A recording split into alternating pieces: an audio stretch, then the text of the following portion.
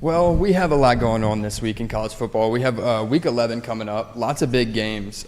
Michigan's still under investigation, but Jim Harbaugh's cleared, or not cleared, but there was no evidence connecting him back to the sign-stealing scandal, or as if Connor Stallions was supposedly, instructed to go steal signs by him. Not the case. James Madison appealing, trying to get to where they can play in a bowl game this year. Seems unlikely at this point. They'll have, 90 days to get that underway. But we have a guest with us this week. Brogan Bourgeois, Alabama alum. I see the hat. Got a rep. Well, what's going on, man? How are you doing, gentlemen? What's going on? Nothing much. Coming off a big win. Feels pretty dang good. Love to come on a little LSU podcast, talk some ball. Yeah, well, we are certainly not an LSU show. We're look, man. Out of Baton Rouge. We are. We're out of Baton Rouge, Louisiana. So there was a little pain involved with that game last week. But look, we're unbiased on here, man. Some people may know that we're in Baton Rouge and grew up LSU people. At least me. Mikey's from New Jersey, so yes, sir. Unfortunately for him, his home university is Rutgers. So why do you think I left? They're covering menaces. I'm all for them. Yeah. Well, look, again, rookie mistake. I did not give my power ratings on Sunday. So let me run through those real quick. And since you're here, Brogan, I'll let you kind of punch holes here. Tell me where you disagree. Number one, I have Georgia. I know that's kind of a hot take right now because they've played so many teams tightly, but I think this Georgia team is unbelievable. Just the depth they have is, look, even Carson Beck, man, he hasn't really had a bad game. There's been some quarterbacks around the country who have really high highs and really low lows, and he's just had no low lows. Like he has not had any lows this year. He's just been incredibly consistent, and with the supporting cast around him, Georgia's damn good. Yeah, and Bowers being out, you got McConkey, you have help. They're three deep at the most important position in their offense, and if you can kind of rip and replace that, I think you're set if your defense can hold on, which they have the best defense in the country. So yeah, number two, I have Michigan. I think the thing with Michigan, it's a little bit weird because they haven't played anybody. They've beaten the piss out of everybody they played. They've done exactly what they're supposed to do.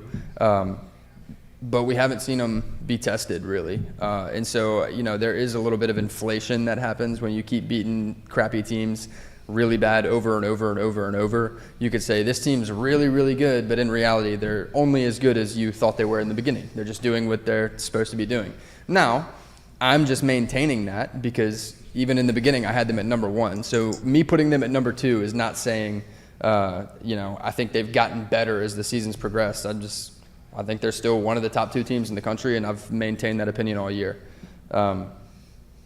This is where there might be some controversy. At number three, I have Oregon. Yeah. I looked up because as a Bama guy, they have us way lower than them, and Texas, and they have the 65th strongest strength of schedule, and then the only loss they have is the UW, who has the 75th. Yeah. So I get it. I mean, I'm a Bo Nix hater. That's top to bottom, Bo Nix has the most experience of any quarterback who's ever played college football, at least FBS. That's incredible. That's insane. And he's in the Heisman conversation. Dude's balling. On top of that, the defense is the best in the Pac.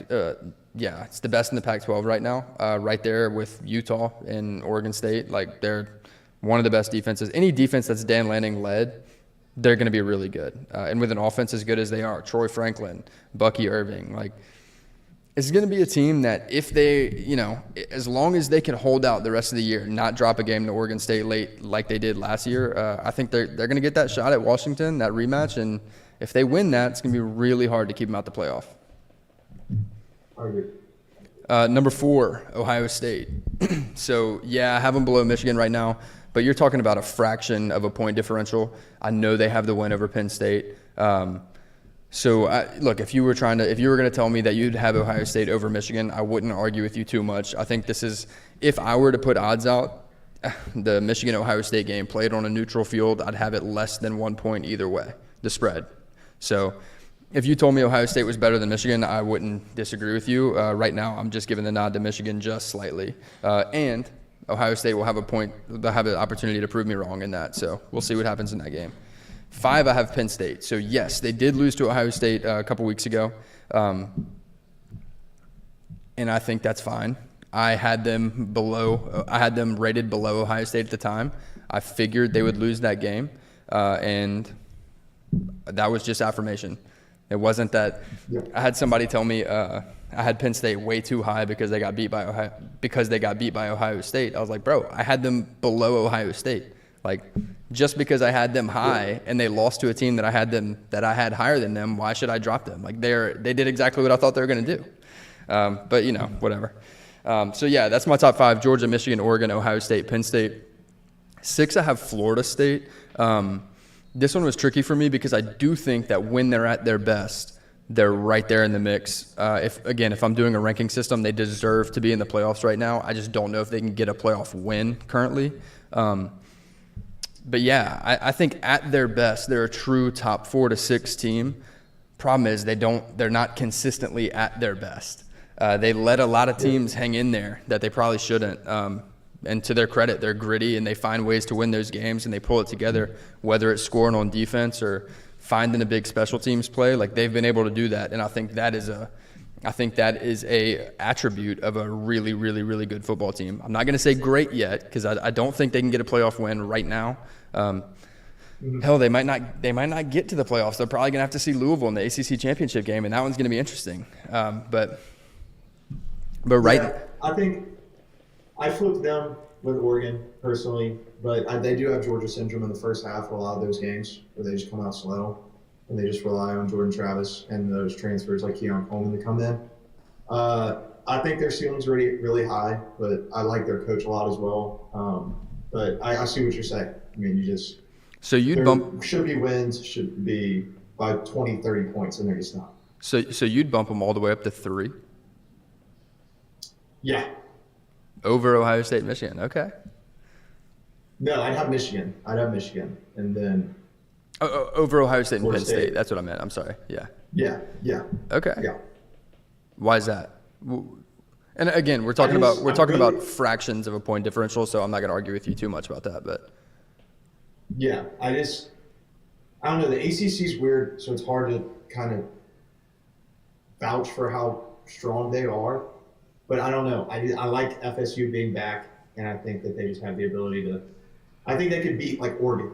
Like if those two were in a playoff game, I think they actually win that one. Now the others, not so much. But I do think they can I think they could beat the best Pac-12 team. Interesting. So I have my top 5 are all very close together for me. Like, it was really hard to where I was going to place those 5 teams. It wasn't that difficult for me to put Florida State at 6. In meaning that figuring out my top 5, I was like, okay, there's definitely 5 teams that deserve to be here, but where do I place them in terms of who I would favor on a neutral field? Florida State didn't make that conversation for me. I do think they're a top 6 team. That's why I have them at 6, but I felt like there was a clear tier break after 5. I get what you're saying, though. I don't necessarily I do disagree with you, but I understand your point. Yeah, and I just think the tier break is at 6 instead of 5 for me. Okay. With the teams you've listed. So for me, at 7, I have Washington,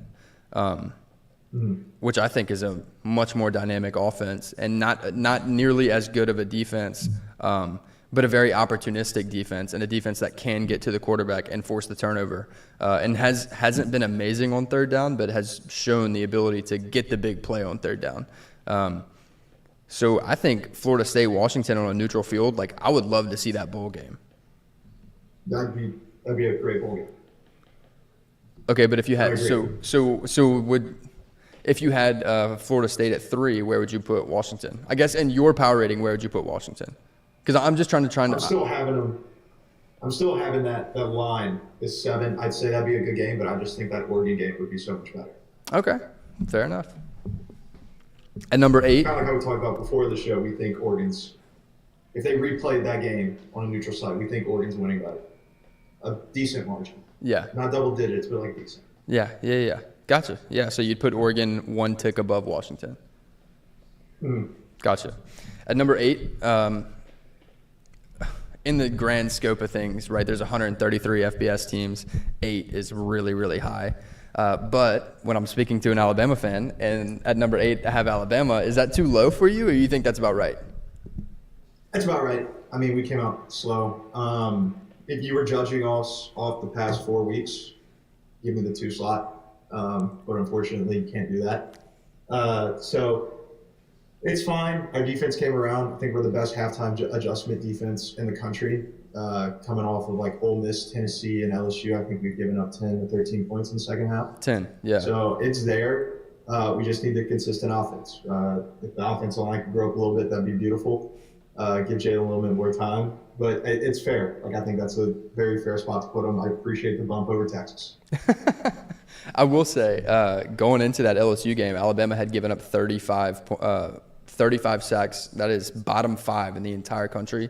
Only gave up 1 against LSU. So you said if that offensive line could grow up a little bit, they did. They did in that game. Yeah. Now, you know, on the flip side of that coin, I don't think they brought 5 or more than 4 times. So they were rushing 4, but I mean, hey, that offensive line, they've given up, again, 35 sacks going into that game, and after that game it was 36. So holding them to just 1 sack was, to me, not something I was expecting to see. So big props there. Yeah. At number 9, I have Texas. So again, I know Texas has the head-to-head win over Alabama, and I'm just preaching to the choir talking to you because I know you understand what I'm saying. But Texas has the head-to-head over Alabama, but right now Alabama is a better team than Texas. If Alabama and Texas played on a neutral field, Alabama would be favored. If Alabama played at home, they'd be pretty heavily favored, in my opinion. And I think that's that. Look, from week 2 to week 10, Alabama has gotten increasingly and significantly better. And in that same time frame, outside of the defensive line in the run game for Texas, it feels like Texas has just slightly digressed, or regressed rather. So still top 10 team, still number 9 in my book. But if you're going to ask me why I have Alabama over Texas, that's why. And at 10, I have Ole Miss. We'll see. We'll see what happens this weekend. But if your argument, don't come to me with the argument that Georgia's going to boat race Ole Miss. That very well could happen. That's not my prediction, by the way. I'm taking, before we even get into that game, I'm taking Georgia money line and Ole Miss to cover. But if your argument is you're coming to me saying Ole Miss is way too high, they don't deserve to be in the top 10 because Georgia's going to dominate them, okay, that's fine. You can have that opinion. But I have Ole Miss 10 spots below Georgia. So, like, I'm not disagreeing with the argument that you're coming to me with. My disagreement is that doesn't make Ole Miss not a top 10 team. There's not 10 teams better than Ole Miss right now, in my opinion. All right, so that's my power ratings. Sorry we stayed on that for a little while. Let's get into the Big Ten. So, lots of news around Michigan and Jim Harbaugh and sign stealing and Connor Stallions and all that. The NCAA, the Big Ten said they were going to, wait on the NCAA to make a decision around that because, if you're Tony Petitti and the commissioner of the Big Ten, you don't want to get into dishing out consequences, and then all of a sudden the news the news breaks like it did on Monday that, hey, everybody's kind of doing this in the Big Ten, and there's Rutgers and Ohio State and Purdue and a number of other programs that are literally sharing Michigan signs with each other. So not only is Michigan going out and stealing signs, these other schools are doing it against Michigan as well. And had Tony Petitti gone and dished out punishments and consequences to Michigan, he would have to turn around and do the same thing to the other schools, and that does not bode well for the Big Ten. No. So props on being patient there and waiting to see what happened. Props on being patient there and waiting to see what happened. But at this point, what happens with the Big Ten? I feel like it's just like a ginormous game of he said, she said, and it's like it's college football. You're going to try and get every edge you can get with all the stuff. So I think it would just get swept under the rug. I mean, if Ohio State and Michigan State are both undefeated going into their game, everything won't matter. They'll be happy. They'll have one person in, at least one in the top four. So I don't know. I've tried to keep up with this. It's exhausting. And more stuff keeps coming out, like with Stallions by the day. So I've kind of turned my blinders off, and I'm just waiting for the final results. But I'm glad Harbaugh's he's good, so they can't have an excuse come any of these big games. Yeah. I don't know that Michigan is in the clear. They just said that Harbaugh was there was no way to connect the sign stealing scandal back to him. So he was fine and won't face consequences. But I'm quite certain Michigan will. And I think you disagree? Yeah, because now it's Ohio State's doing it, and Penn State's doing it, Rutgers doing it. They're all doing it to each other. So it's just like, where's the line going to be drawn? It'll probably be done at the end of the season. Slap on the wrist to everybody. Don't do it again. But I don't think they can do anything mid to the kids. Well, yeah, I mean, but the difference is there's talk of the other schools sharing signs that Michigan was using, but the difference with Michigan is they were sending guys to literally film sidelines, and if they have the footage, that's a different ball game. And so, to me, right, if you're, and this may be a hot take, but this is my opinion, so screw off if you have issues with it. You can disagree, but my thing, right? If you're not doing everything you can to give yourself a competitive advantage, you're not trying hard enough. And I'm not saying go out and cheat. Like if you're cheating, that's a problem. But what I'm talking about is what the rest of the Big Ten schools are doing. If they're doing it the right way, and they're watching film or looking at sidelines, but not taking actual footage and buying tickets to other games and all that kind of stuff, that's where you cross the line. But if you're doing everything you can to give yourself a competitive advantage, I don't have a problem with that. And if you're getting your signs stolen, you're not clean enough with your signs. Like, I feel like that's simple. Change your signs. Yeah. Go with the three color guys, the green, blue, red. I forgot who does that, and throw 84,000 signs out there. Yeah. I mean, yeah. I feel like that's kind of the whole deal here. But again, not condoning cheating. I'm just saying if you're not doing everything you can to give yourself a competitive advantage, you don't want to win bad enough. That may be a hot take, but whatever. Okay, moving on. Let's get a little Fun Belt action here. James Madison is appealing. They're trying to get themselves bowl eligible. What you think there? So yeah, I looked up some stuff for this. It's that 2-year switch. They're come up on their second year, and I think they were undefeated last year as well. Yeah. So they probably, I don't know, they probably weren't going to make it to year 6 because it's that switch. But this year, you're running on 13, 14, and 0. So this is costing their conference money. So like I looked it up. Tulane made it to the Cotton Bowl last year. Them and USC split $4 million, which went to their respective conference. For the Pac-12, whatever, that's nothing. But for the AAC, that makes a huge difference. So I think if JMU wins out, I should think they should get the bottom tier New York Six Bowl so they can improve the Fun Belt. I'm all for kind of building those conferences up. And if they're just screwing them over because of a 2-year ban, which I don't get in the first place, if you're going from the championship series to the bowl series and you're playing better ball, reward them. Like they're not taking a step back, so they need a ban. They're trying to play better teams, get better recruits, be just more exposure. I don't get the ban in the first place. So it's been waived twice, so I don't know what's going to change this third appeal. But I mean, I hope it does. I think they earned it. So I agree. That's my 2 cents. Yeah, and I agree entirely. I think you said it best. If you're going from the championship series to the bowl series, why should you be penalized? If you're good enough to compete, you should get to compete. It doesn't. That makes no sense to me.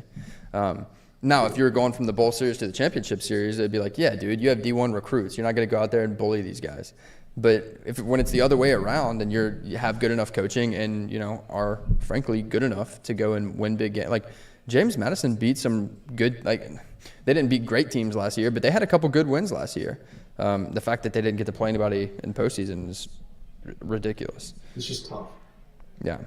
All right, let's get in. We have too many good games this week to not talk about them. So let's jump right in.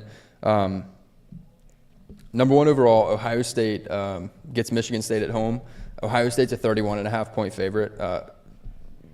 Michigan State blows. I mean, straight up. They're horrible. Yeah. They're really bad at football. Yeah. Ohio State's been – look, here's the thing with Ohio State is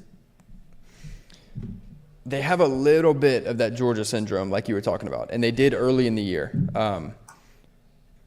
But they have the best win right now. I would say Penn State's probably the best win. There's an argument that Washington has the best win over Oregon.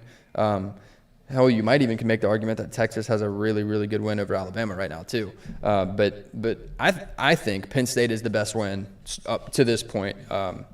And Ohio State did it, man. The defense has been solid. It's so hard. It's so hard to talk about the Big Ten East and who's best in each specific category because those three teams kind of share.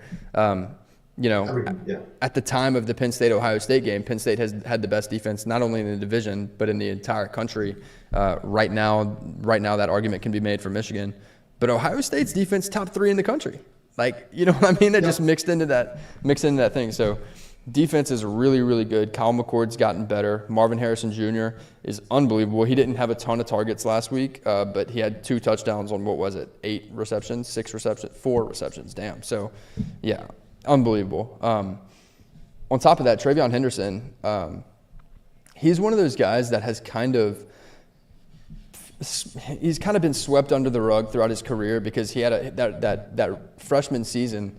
You know, he rushed for 1,000 yards and was like, oh, my God, this guy's going to be real by the time his senior season comes around, if he makes it to his senior season. And then he had the injury, and we've never really seen him get back to that player. And I think we're starting to see him get back to that player. The spread's 31.5. I think they could win by 55. You do? Yeah, dude. MSU is in a bad spot. They're in a really bad spot.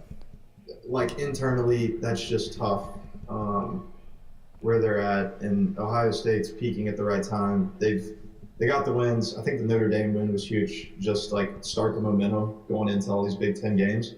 And, like, I checked today, like, the ESPN pops out those Heisman polls where the public can vote on who you think should get it. 45% of the public that voted was on Marvin Harrison Jr. So it's kind of like I have that feeling that Devontae Smith had kind of towards, like, it's getting in the back end of the season. It's really getting some traction. I think this could be a game where he can have 8 catches, 185 yards, and 3 touchdowns. So I think they might try and, like, stat pad him a little bit, get his name more exposure, because between the 3 quarterbacks, it's real close, and he's hitting that plus 1,000 right now. So I think they're in a good spot to kind of give him a push, which I think is always good. Yeah, I think Ohio State's going to dominate in this game. Clearly, the spread's 31.5, and I wouldn't be shocked to see them cover. But I don't know if I agree with that take about the stat padding and everything. I think Ryan Day has the one knock on Ryan Day has been he can get to the playoffs, but he can't beat Michigan and he can't win the conference. I don't think there's been any thoughts crossing through that coaching staff or even the conference room within the program about the stat pad and specific players. I think their goal is win the conference. Mm-hmm. Which, I mean, this is a look, game where you can do it. Two things can be true. Like, 2 things can be true, but I think you have to be so confident in yourself. I don't think they're at a point as a program right now, which is so crazy to say because they're literally number 1 in college football playoff rankings. But within that division and within that conference, and when you've struggled, you haven't beaten your rival in 3 years, like, you know what I'm saying? Like, I think they have bigger things to. But I do think Marvin Harrison Jr., despite not having the stats to show for it, is the best receiver in the country. Mm-hmm. I agree. I think when we get to the LSU game, I'll give you a little fun fact with one of their wide receivers. Okay. Yeah, cool. I think there's a couple guys. You mentioned LSU. I think, Malik Neighbors and Brian Thomas Jr. both lead the nation in 2 different stat categories. But I think you can make arguments for Rome Odunze, and you can make an argument for Luther Burden from Missouri, Keon Coleman from Florida State. But I do think, despite having the stats to show for it, I think Marvin Harrison Jr. is the best receiver in the country. I agree. I completely agree. You took them to cover? Yes. Yeah, I'm going to take them to cover as well. Number 2, Georgia versus 9 Ole Miss. This game's got a little different feel than Michigan State, Ohio State. Georgia's a 10.5 point favorite. Do you want to just? What are your thoughts on this game? Because I think there's a lot of different things that could happen here. I mean, I think Georgia's going to do the thing. They're going to be tied at halftime, and they'll win by 10. So the hook gets you, not cover, but by half a point. By half a point. Vegas, which fits your thing of Georgia money line, Ole Miss plus 10.5. Yeah, I do like Ole Miss to cover. I think the one key metric here is Ole Miss has to be able to run the ball effectively. You've seen Auburn, like go back to the Georgia-Auburn game. The reason Auburn was in that game and forcing turnovers, and there's multiple reasons Auburn was in that game, but the reason they had the lead early and had Georgia on their heels was because Peyton Thorne broke a 60-yard run. They were running the ball effectively, falling forward, getting 4 and 5 yards after contact, and it really Georgia was not able to handle that. And then you go to some other games, even the Missouri game last week. Schrader really dominant on the ground. I don't think that's something that Georgia was expecting. Maybe not that they weren't expecting it, but I don't think that was the emphasis because they had Brady Cook and Luther Burden, and then for Schrader to run out and be as good on the ground as he was. I think Ole Miss needs that from Quinshon Judkins. If they can get that, and then it opens up play for Jackson Dart, and that's a big if because Georgia's got a great defense. But you have to follow the blueprint for teams that have done it already. And again, nobody's been able to knock Georgia off. But I think Ole Miss is the team that's best equipped to do it to this point. Yeah, looking at their schedule, they're the last frontier before the SEC championship. I don't think Tennessee's going to be able to do it. And Georgia Tech? Yeah. They could show up. Georgia Tech's been a season ruiner this year. I don't think they can do it either. But they have wins over Miami and North Carolina right now. That's crazy. Yeah, that was North Carolina's also in a bad place mentally after the Virginia loss, which was absurd. I think about that game every third day. Okay, so you said Georgia to win, Ole Miss to cover. How does Ole Miss win? I know you're picking Georgia, but what is the way Ole Miss wins? Jackson Dart, using his feet. I think if you can you're gonna have to lean on the run game, but you have to start. I think if you start running some option stuff, keep them. But I think run it so much that they have to commit and then let him play action because he has a cannon. I think he's a good quarterback. He played a good half against us, but I think he's gonna have to win it, just playing in between the hashes and being smart. Let him use his legs, kind of just like Jaden Daniels, Jalen Milroe. It's kind of the new SEC quarterback is now run heavy, which is kind of really cool to see. But I think him and Judkins, they're going to have to put the game on their back. I don't think their defense is going to be able to stop much. So they're going to have to put up a score every other possession. Yeah. Problem is Georgia has a very sneaky good passing attack as well. It's not something you pick up on just watching the game because they're not throwing the ball all over the field. It's 5 yards here, 5 yards here, 10 yards here, and then a 40-yard, and then 5 yards here, and then 10 yards here. You see what I'm saying? So it's sneaky.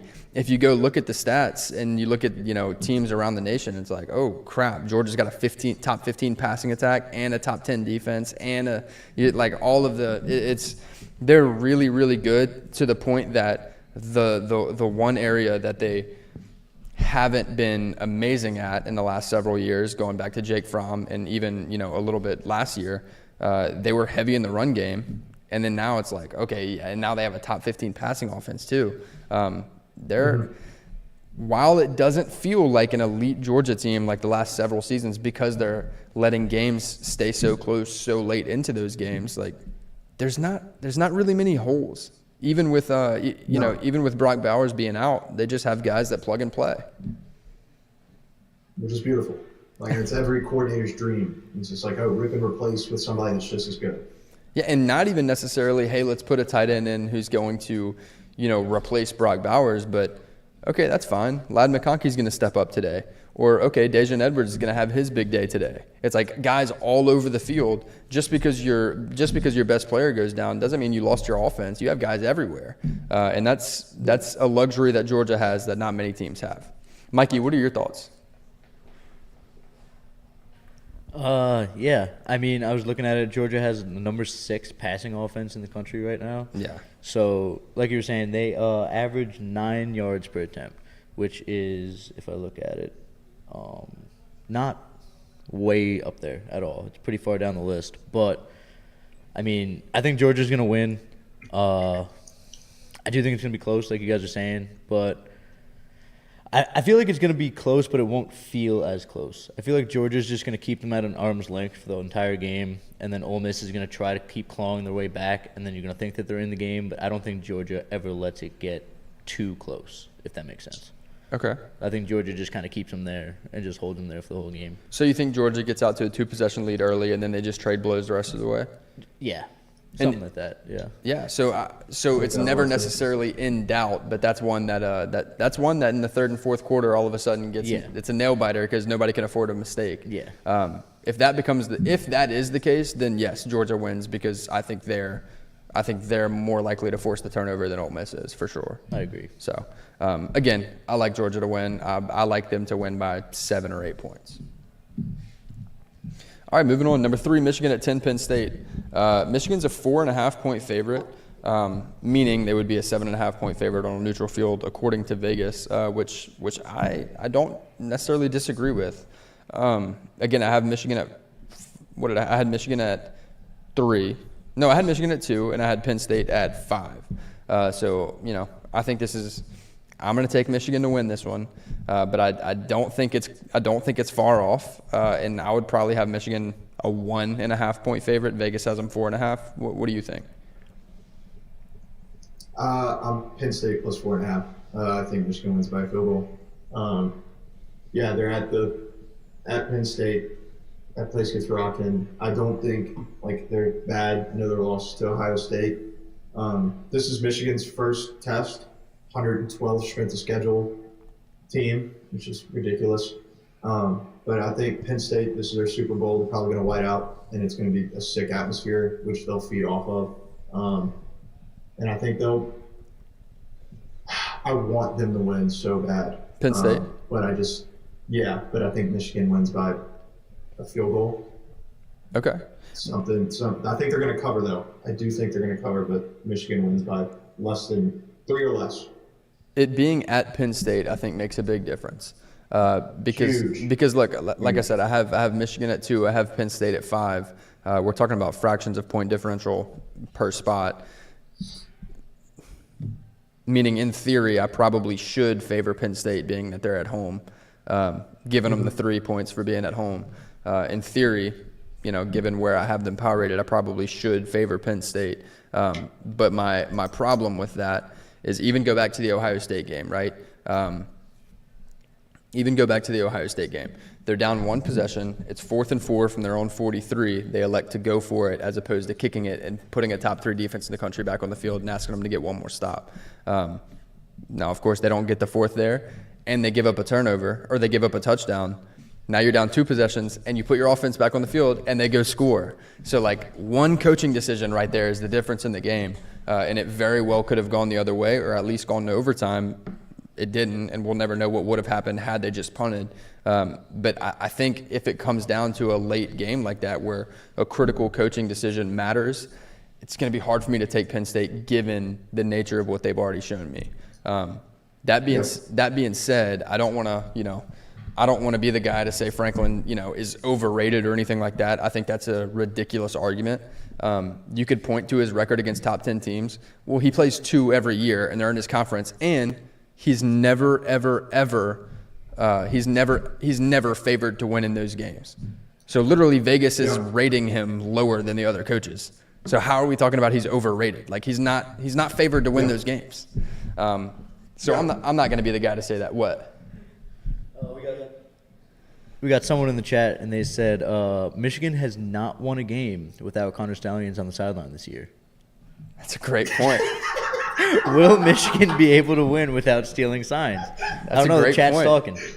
That's a great point. Oh my God. Well, the good thing for Michigan is that Connor Stallions has been in stadiums all year, so they've got the signs already. Yeah. That's a great point. He already went to Penn State versus whoever there. Sisters of the Poor. Who was it? Who was it last week? Was it Central Michigan who put the sign up? It said "Welcome Connor Stallions." Probably. That's awesome. Yeah. That's awesome. Okay, so Michigan at Penn State. Michigan's a 4.5-point favorite. You're taking Penn State plus 4.5. This one's a toss up to me. I could see it going either way, but if I had to lay my money somewhere, I'd agree with you. Michigan money line, Penn State plus 4.5. All right, number 4, Florida State versus Miami. Florida State's a 13.5-point favorite here. I don't necessarily. I feel like that's a very tight line for this game, given that you're talking about a top 4 team and then an unranked team. But I think you look at Miami and you say, okay, they've dropped a couple games they really shouldn't have. And the win over Texas A&M early in the year gets slept on because neither team is ranked right now. But look at Texas A&M's losses. It's all against really good teams and Miami. Like, that's a huge win for Miami. And I don't think Miami's a bad team by any means or any stretch of the imagination. Tyler Van Dyke's a good quarterback. I think what Mario Cristobal is doing there, I don't think they've seen the results as fast as they would like to, but I think what he's building in terms of the program, it's definitely heading in the right direction. And with the talent he has on the roster right now, they can ruin people's seasons. So I'm not mad at this. I'm not mad at this spread. I do agree Florida State wins. I think they're too dominant on defense, and they have you just go player for player. They're better offensively. But I think this game, I think Miami can cover this spread. I got Florida State minus 14. They need a statement game after their last slow start last week versus Pitt, I think. Was it Pitt? Was that 2? Yeah. Yep. It was just real bad. It was real close for way too long. And I think Jordan Travis can just air it out whenever he wants. So I don't have that big of an opinion on it, but I just think they can cover. I got a lot of stock in Keon Coleman. I just think he's a beast. That was probably the greatest transfer portal hit choice outside of Joe Burrow and Jahmyr Gibbs. Kind of first round high. I think that portal transfer kind of does that kind of to their draft stock, and I think that was the greatest decision he has made as a young professional. And I think they can easily cover this. I just really like Florida State. I like Mike Norvell a lot. I would love if he replaced Saban in 3 years. So that's really. That's my you feel that highly about him? Yeah, I mean, he came in. They went 3-9, 6-6, or no. So it was low. It was 6-6, 9-3, and now we're looking at this. Yeah. So he can turn a program around fast. Got a big Mike Norvell guy. Yeah, I think Mike Norvell's great too. Preseason, there was a lot of talk on Twitter saying Mike Norvell gets a pass because he's attractive. I mean, what are we talking about? Did you see that? No. As if he needed a pass, he's done great so far. But I thought that was hilarious. But yes. Love it. All the props to him. We'll take him anywhere we can get him, Yeah, whatever. I don't think Miami covers this. I think Florida State covers the 13.5. That being said, I think Miami's good enough to do so. I don't think I think the reason this spread isn't wider is because Miami's actually a pretty good team who just has a rough loss to Georgia Tech. But yeah, I think this is going to be a game, and I think it's going to be a late score that covers for Florida State. I don't think they go out and beat them by 20. I think if they do cover, it's by 14 or 17. So just barely making it over the hump. 5 Washington versus 18 Utah. Washington's a 9.5-point favorite. This one's tricky. So this is a game that is very losable for Washington. Bryson Barnes has been great this year. He's a captain of the team now at this point. The defense hasn't been bad. Going into week 1. They were playing Florida week 1, and Cam Rising not being there kept the line under 4. It was a 3.5-point line going into week 1. And Bryson Barnes has just completely earn the respect of everybody on that team and everybody nationally. That being said, Washington, like I said, the offense is just too good. I think I do think Washington clears this spread, but they need to be on their P's and Q's. You can't have the game against Arizona State where you don't score an offensive touchdown and need your defense to come through for you late. And you can't have the game the following week where your defense doesn't show up and you have to score 50 to win. They need to be all there. Yeah. I agree. I don't want to touch the spread. I like Utah. That win over Florida, like if you get an SEC opponent week 1 and you kind of, like the Florida State, Utah respect, I give it to them. If you beat an SEC opponent, you schedule it and you win. The total is 51.5. Yeah. I have to be out of my mind to not be putting in everything on that. Like, Yeah. Penix hadn't performed like we talked about the last 2, but I think he can flip the switch. I mean, he's back to being the Heisman front runner for a reason. And 51.5 sounds like highway robbery. So I'm going to stay away from the spread, but that total is just way too low for me. 51, especially at Washington. 51.5. How many points do you think Washington puts up by themselves? 38. Okay, so you're banking on 14 from Utah. Yeah. Yeah, I feel like we see that for sure. Yeah. Yeah, I mean that's cake. They can put up 28 in the first half. Like, they have the firepower to do it if they can just. And if their defense lets up a million points like they did earlier in the year versus Oregon and other teams, like it's gonna be 50 to 44, 94 points, double spread on this. Yeah, we saw it last week, Washington USC. Yeah, did it again. Yeah. So I don't know why I might fall into the trap that is Las Vegas, Nevada, but I'll do it with a smile on my face. Yeah, I think Utah's a really good football team, and I don't have them in my top 10. I have Washington high in my top 10. What were they? 7. I think there's 6 or 7. Yeah, they were 7 for me. So yeah, I am going to take Washington to win. I actually am going to take Washington to cover the 9.5. But I do think Utah's a really good team. I just think Washington is pretty significantly better. Yeah. Yeah. All right, 6 Oregon versus USC. We just saw you. Look, I just alluded to it. USC played offensively really well against Washington last week. They're gonna get Oregon at home. They're a 14.5 point dog, and I don't think this one's quite as close as last week's game. Oregon's defense is too good. Mm-hmm. I agree. It's 15. I don't want USC to be good, but their defense is just abysmally bad. This is like the worst defense they've had in the last 2 decades. Like, and Oregon can stop them. I think 15's like it could be too low. Caleb Williams can only do so much. I mean, we saw at the end he was exhausted, just like fell apart, like to his mom. Like I get it because he's a baller, got exhausted, left it all in the field, and it's just not enough. And I don't know if he can muster it up to do it all over again. Yeah. So I like Oregon minus the 15, 73.5. I'm looking at that number. I'm gonna leave that one alone. That's really high with Oregon's defense. So I like everything that you said. Do you have a take on that, on Caleb Williams breaking down after the game? Because I've seen a lot of people have something negative to say about it or positive, but I've seen lots of conflicting opinions. That's what I saw one video, and the best part was it got quote tweeted by Max Duggan after the national championship falling apart. And I think that's just true competitors, is what it is. Like he's put it all out there. I'm indifferent.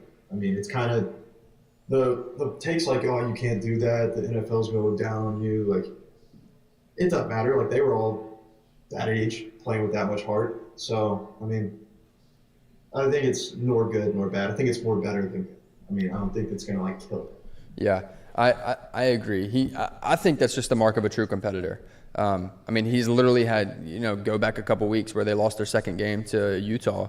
Emmanuel Acho is on Twitter telling him to sit out the rest of the season. This guy's playing. He's continuing to play at an extremely high level and leaving everything out on the field. And I do think it is emotionally draining. But I think this is, at this point in the year for him, Joel Klatt made a really good point. At this point in the year for him, like, this is what the NFL is, right? Like, you can play really, really well, you can have great offensive games and then lose close games, and that's the NFL. Like this is the time for him. He's not playing for a college football playoff bid anymore. He's not even playing for a Pac-12 championship bid anymore. But he's playing for experience. And at this point, he's had a long career. And these are the moments, losing those games, where now you got to go get in the film room and prepare for next week, where you're going to get another really good offensive team. And you're going to the game's going to be on you. It's going to be on you, Brendan Rice, and Austin Jones to try and figure out how to keep up. And I think this is the more formative. We already know how good of a prospect he is. Like, he's the best prospect to come out of college in quite some time. I think these are the most formative mentally for him. And I think this is where he shows the, scouts of whoever ends up having the number one over pick, probably going to be the Cardinals. But I think this is where he earns that pick right now. Yeah, I agree. That being said, USC's got no defense. And they made a great decision to move on from Alex Grinch. And again, we never want to call for people's jobs or anything. We know people have families, and it sucks when somebody gets fired. But I do think it's the right decision for the program, because they're literally bottom quarter in every defensive metric in the nation. So that being said, I do think they made the right decision. But when you already have a horrendous defense, and now you lost your defensive coordinator, and so you may be trying out a different scheme, I think it can go one of two ways. I think you continue to unravel, or now your guys are playing with a fire lit under their ass. And I think it can go one of two ways. I just don't think they're going to be able to keep. I think offensively they may be able to keep up, but I don't think they'll be able to slow down Oregon. I think with Bo Nix, the most experienced player in college football literally ever, Troy Franklin, one of Bo Nix's favorite targets, and then Bucky Irving, a guy who's had 1,000 rushing yards already twice in his career. It's three-headed monster. There's not much you can do about it. Yeah, it's going to be really, really tough for them. I think this 14.5-point spread is a little bit too close, but I think it's close for a little bit, probably a quarter and a half, and then it kind of comes undone. All right, for the most part, those are the games that we're gonna, that we really wanted to get into. We can go through the rest of the slate here really quickly and just kind of give our picks here. But number 7, Texas at TCU. Texas at 10.5-point favorite. I think they clear that by a mile. Obliterate them.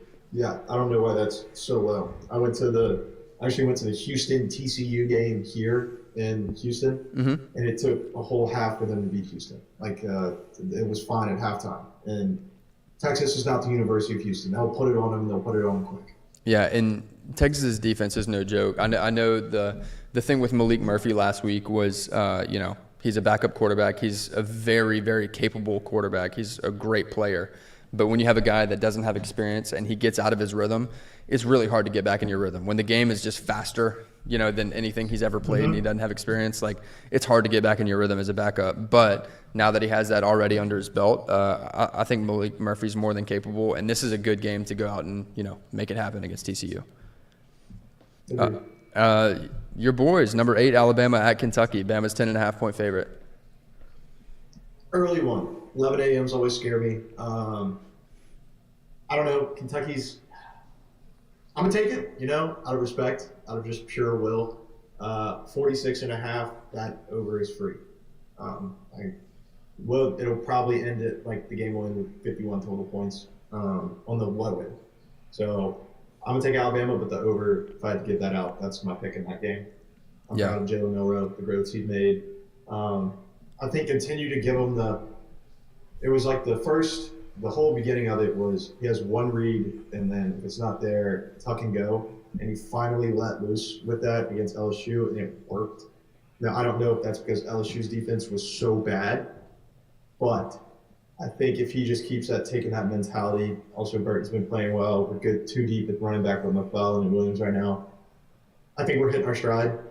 Went out, close one at Auburn just because it always is, but we need to beat them and beat them handedly to make our resume look as good as possible, hopefully going into Georgia weekend. SEC championship, you're saying? Yeah, if y'all beat Kentucky, y'all clinch. So yeah. The key is the run defense. Y'all gonna be able to stop the run with Yeah, I mean, I think we're good there. I haven't watched the D-line as much this year as I have in the past, just because we haven't had the names outside of Dallas Turner. But I like watching our DBs. I like watching Arnold and Kool-Aid. So I think we're good.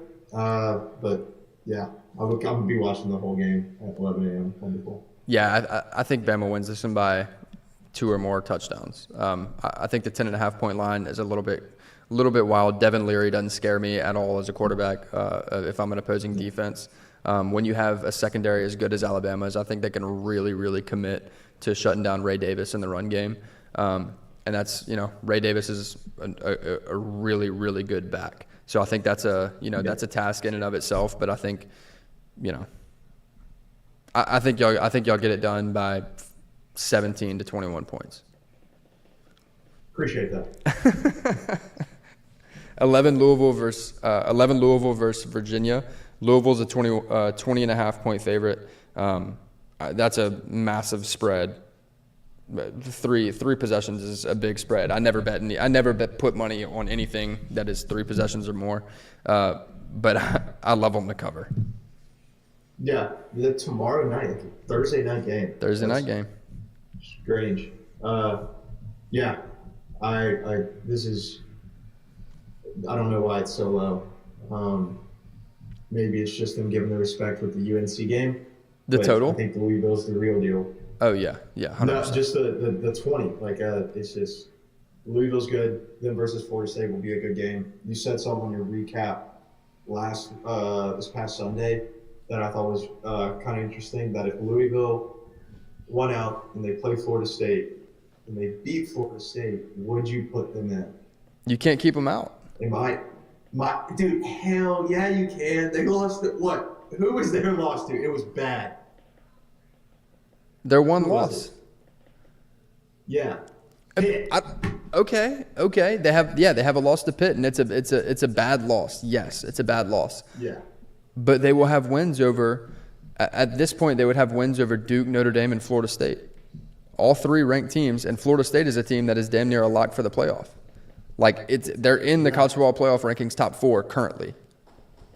Yeah, and I get that. I just think there's too much backwash in between where they're at now and all the hypotheticals of the one loss. They're not even in the talk for the one losses. It's everything that exists in your Power 10 and above. So that would be mayhem, and I'd love it as a college football fan, but I just don't think they can. I understand. I understand where you're coming from, but I think if you're a one-loss conference champion with wins over Duke and Notre Dame and a win over a top 4 college football playoff ranking team, I don't understand. I don't know how you could keep them out. They would have a top 15 strength of record at that point, and they'd be a conference champion with only 1 loss. I don't know how you would keep them out. Yeah, I understand your argument that yes, they lost to Pitt, and Pitt is a bad team this year. But over the course of the season, they would have won 11 times, 12 including the conference championship, and 3 of those being against top 25 teams, 1 of them being against a top 5 team. I think that's a strong enough argument. And hearing it now, I agree. I do. And I wish that it could happen, but I just think it's too crazy in the middle. If we're looking at a Oregon one-loss Pac-12 champion, they're in. Well, they're for sure in because they will have – Oregon would for sure be in because they would have redeemed their only loss. Yeah. And then you got to take let's say Bama. They're the one-loss win. You got to put them in. It's the SEC. So, yeah, in that scenario, I would say Oregon's in. Georgia would be in if they're an undefeated SEC champion. But if Bama wins and they're a one-loss with a win over Georgia, they're in. Yeah. And then I think you go and then one of the Big Ten schools. It gets, Texas? What about Texas? Is it between them and Texas? I think it would be between Louisville and Texas at that point. And you're giving it to Louisville. And that's assuming Texas wins their conference, and Louisville wins their conference. I think it gets really, really tricky at that point. I don't know who would go in that scenario. Probably, it would have to be Louisville. It would have to be Louisville. That's what. Louisville would not only. This is where it gets fun. Louisville would have the better win. Football. Louisville Yeah. would have because Yeah, Texas's loss looks better because it's Oklahoma, but Louisville would have a win over Florida State, and then Duke and Notre Dame Yeah. to back that up. I don't know, man. See That's where you're coming from. it gets chaotic. November, Yeah. I love it. But then All you right, go could ahead, also sorry. say that Texas could have the better win over Alabama. You could say that, but then again, you would have the argument of, okay, let's say they both have top 5 wins. Okay, you would say Alabama's a top 5 win, even though they were ranked number 10 at the time. But you could say Alabama's a top 5 win. Florida State's a top 5 win. So Florida State, Alabama, Duke, and Notre Dame on this hand. Who would Texas have over here? They lost Oklahoma. It would have to be Oklahoma State in the Big 12 championship. But then again, Oklahoma State has a loss to South Alabama. So, Ooh, forgot about that game. like, it gets chaotic. Yeah. I don't have the That's why answers. Kristen I'm just laying out the field. No matter what, someone's going to be angry. Hey, And someone's going to be happy. 100%. we're the next. And America's favorite team has a 41% chance to get in as of right now. Oh, we were saying last week that they are not America's team. Who? That's Alabama. what I'm saying. That's what I'm calling back. America's favorite team. Louisville is America's team. All right, hold on. Yeah, that's what I have to agree. All right, we have. Because they're just mayhem. Speaking of mayhem and chaos, let's get past this next game really quickly because mayhem and chaos can come from this following one. Oregon State versus Stanford. Oregon State's a 20.5-point favorite. They're going to run for 900 yards. What do you got? Give me the Beavs. Yeah. I love me and my guys for some reason have an affinity for the Beavers from college, and we've been riding them for 3 years, Pac-12 after dark, and we love them. So that we take it every week, no matter what. And they're looking good coming down the backstretch of this the last 2 months. So give me the Beavs. Yeah, I'm with you. I like them to cover the 20.5. Stanford's going to just. They thought they had it bad in the Pac-12. I mean, ever since Andrew Luck left, it's just been downhill. And then moving to the Big 12, a stronger conference defensively, it's not getting any better for Stanford. Oregon State by like 30. Okay, mayhem and chaos. 13 Tennessee at number 14 Missouri. Tennessee's a 1.5-point favorite. So this is a tight one. It's a toss-up. Even Vegas doesn't really know who's going to win. They're laying their money with 1.5 Tennessee. But for the sake of this conversation, let's assume Ole Miss beats Georgia. Fun. Okay, let's assume, and again, we both took Georgia to win, so that's not our pick, Yep. but let's assume Ole Miss beats Georgia. One of these teams can make it to the SEC championship, having 2 losses. Tennessee gets Georgia next week. If Tennessee beats Missouri and Ole Miss beats Georgia, next week is the SEC East championship game. And where would that one? Tennessee. Would that be? It would be in Knoxville. That is a scary place to play ball. Watch Jalen Hyatt just baptize on defense. And I would take Tennessee, whatever it was in that game. So that would be the beauty of everything. I would love if Ole Miss would do that. And I would take Tennessee to also, because that's coming off a Missouri win at Mizzou would be an absurd amount of momentum. Mm-hmm. Because Missouri's a good ball club. They should have beat LSU if they didn't give up a lot in the fourth quarter. So that game has a lot on the line, and they know it, and they're just hoping that Ole Miss covers their end of the bargain. Yeah. Because Ole Miss at this point is they're just trying to ruin Diggs. They Yeah. can't get in over us. So I Yeah. like that hypothetical. Now, so run me through this. Missouri beats Tennessee next week, or Saturday. Missouri beats Tennessee. Ole Miss beats Georgia. All of a sudden, Missouri is also big Tennessee fans. Because if Georgia loses 2 in a row and Missouri has to win over Tennessee, you now have a 3-way tie in the SEC East. Yeah. And then, Tennessee's cross-conference opponent, Alabama. Georgia's cross-conference opponent, Ole Miss. And Missouri's cross-conference opponent would be LSU, and they all lost. So then it would go to – what would it even go to at that point? Scoring differential or something? Like who would be in? I don't know. I feel like I need like a family tree diagram to even like understand It would all be the a possibilities. it would be a repeat of the Pac-12 last year. There were 4 teams with 9-3 records. Yeah. Yeah, I really don't know. And good thing is, we'll find out our answer in 4 days. Yeah. If Georgia beats Ole Miss, it's done. But it's fun. It's fun to, But everybody is cross fingers, the biggest Ole Miss fans outside of Athens. Yeah. You are now. If Alabama would have lost last week, you ought to have been praying for Ole Miss to lose. I was already fighting for my life for hypotheticals up until kickoff. Yeah. And still at halftime of the hypotheticals of what would happen. And yeah, so now I'm glad they're not about me. I'm glad they're about my arch nemesis. Yeah. Okay. Well, we talked about chaos and, hypotheticals there. Who do you think wins the game? Tennessee or Missouri? Mizzou. Okay, why? I think Missouri can pull it through. I think Joe Milton played his best game against us. I don't think he's played at that level since then. It shows that Missouri playing at home, they're a real team. And I think they should have one more win under their belt. And if they did, they'd be a top 10 team in the country. So out of that alone, I haven't watched enough of Tennessee outside of our game. And with 13 versus 14 SEC, if you gave me this flipped, I would probably take Tennessee at home. I'm just going to take the home based on the spread. Yeah, I don't disagree with you. It's crazy to me that Vegas would have Tennessee as a 4.5 point favorite on a neutral field. I don't see that at all. I think Missouri's defense.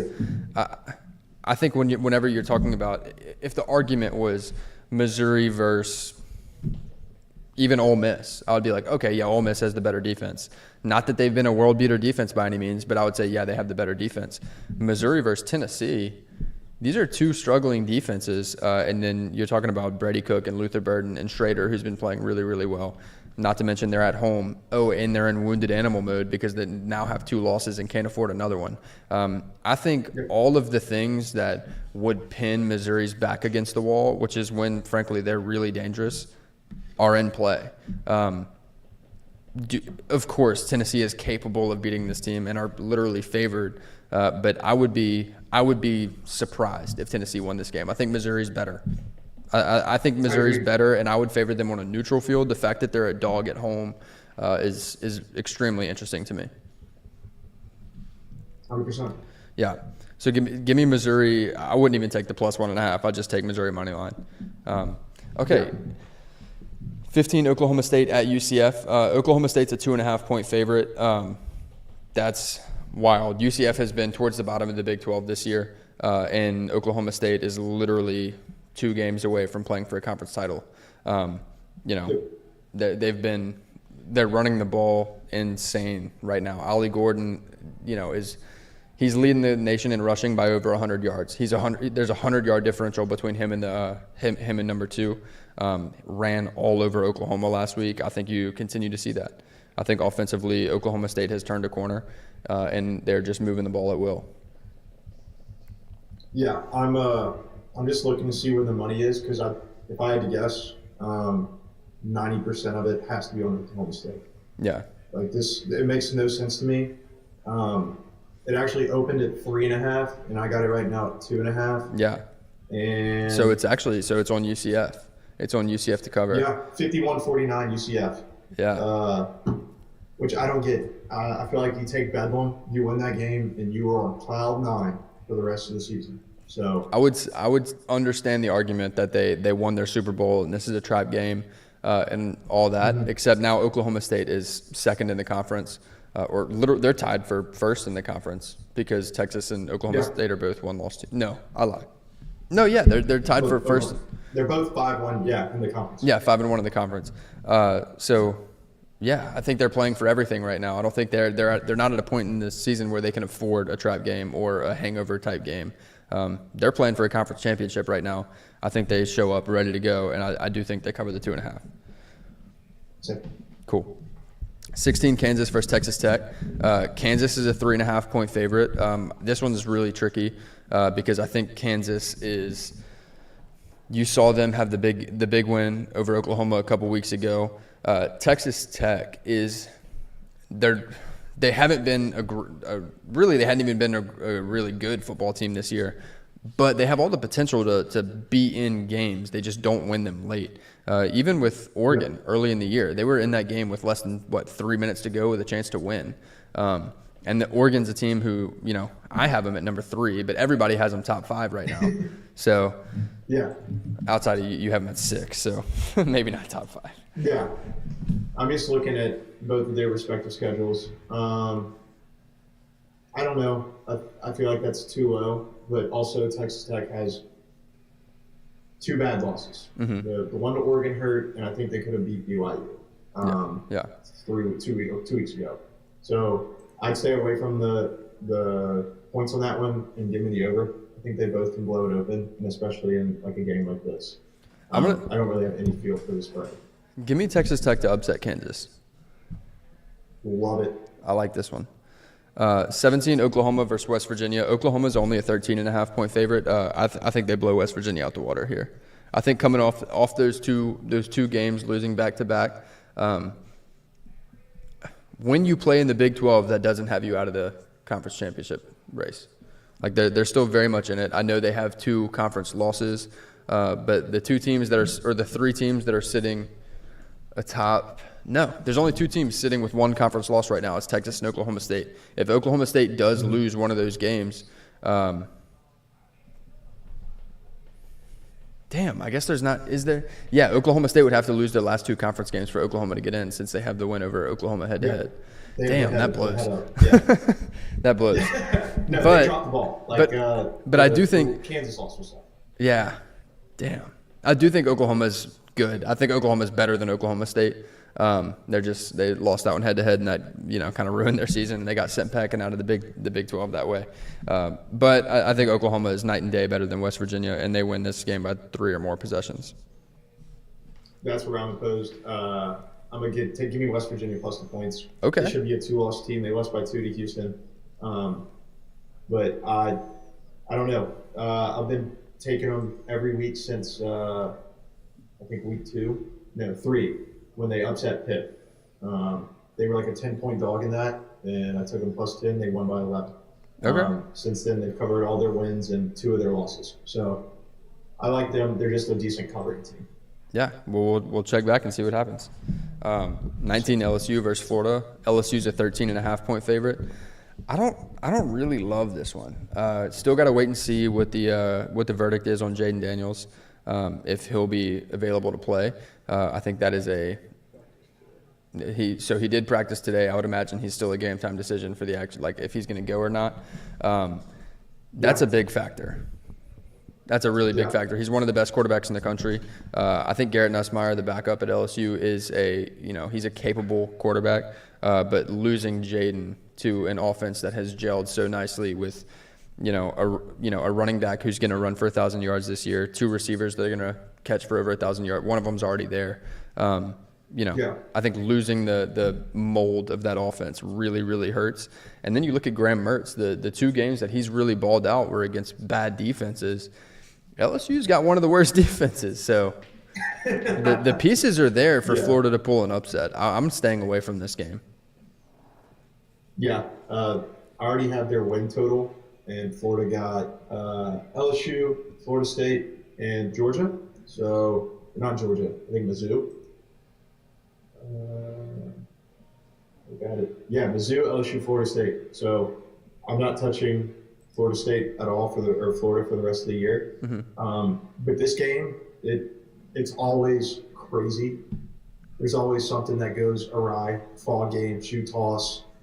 It's nuts. If I had to lean one way, I'd give me Florida plus 13.5. Just because I think it's just like a chip on your shoulder game. I feel like they both play each other really, really well. Yeah, I think this is for sure a rivalry game. The fan bases hate each other, and the players get up for this game whether it's playing for anything or not. It's just there's bad blood here, and I think LSU coming off that loss to Alabama and knowing that they're no longer playing for a chance at the SEC championship, I think the players do come out with an edge.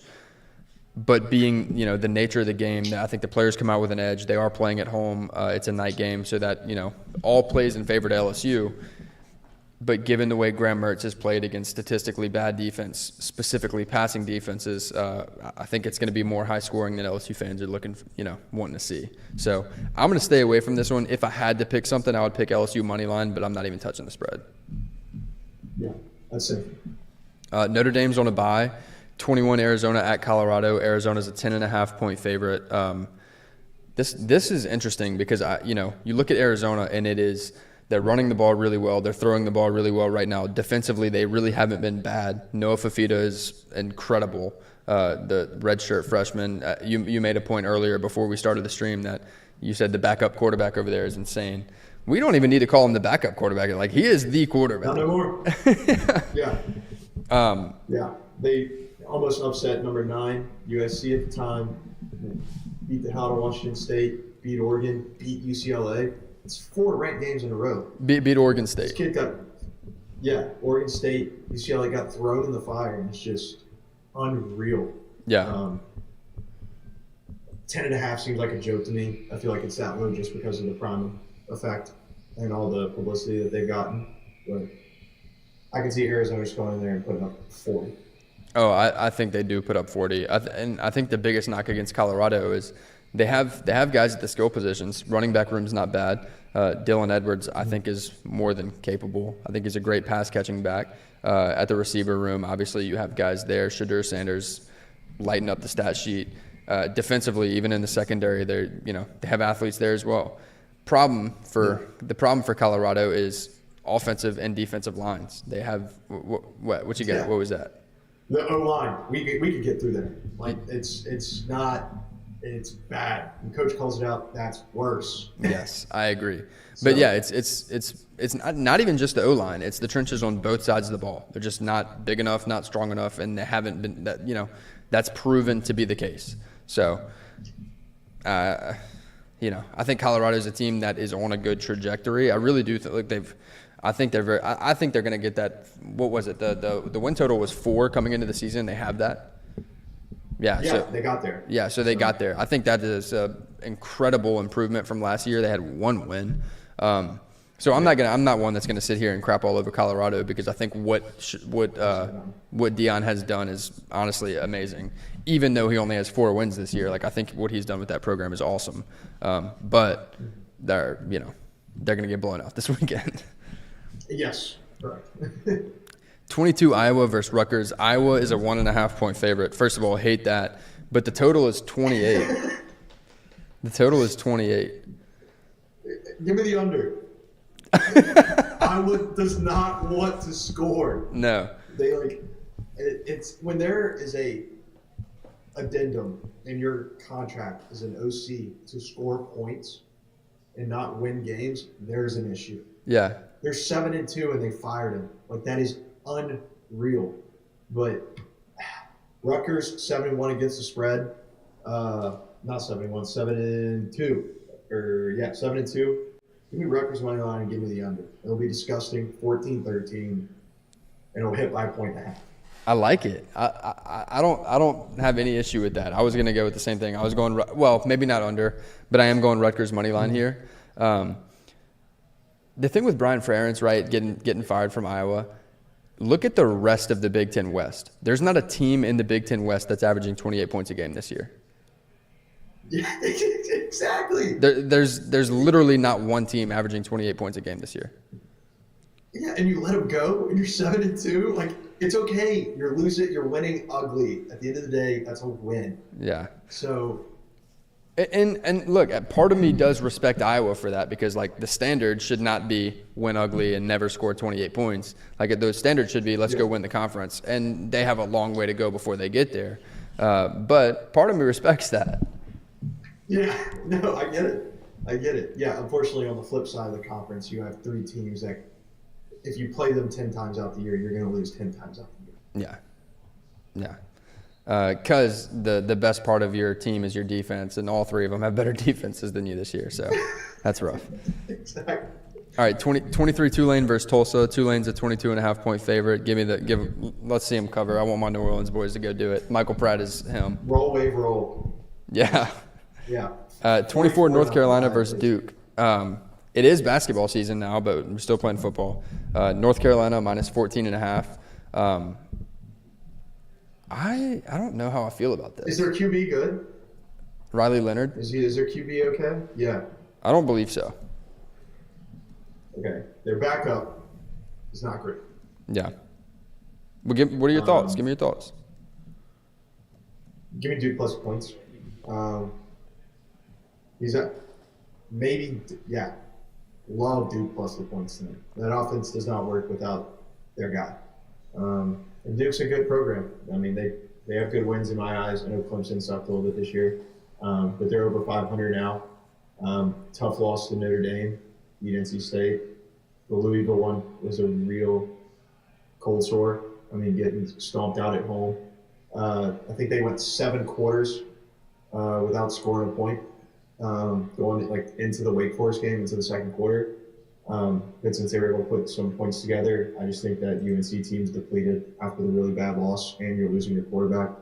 Love Duke plus 2 touchdowns. Mm-hmm.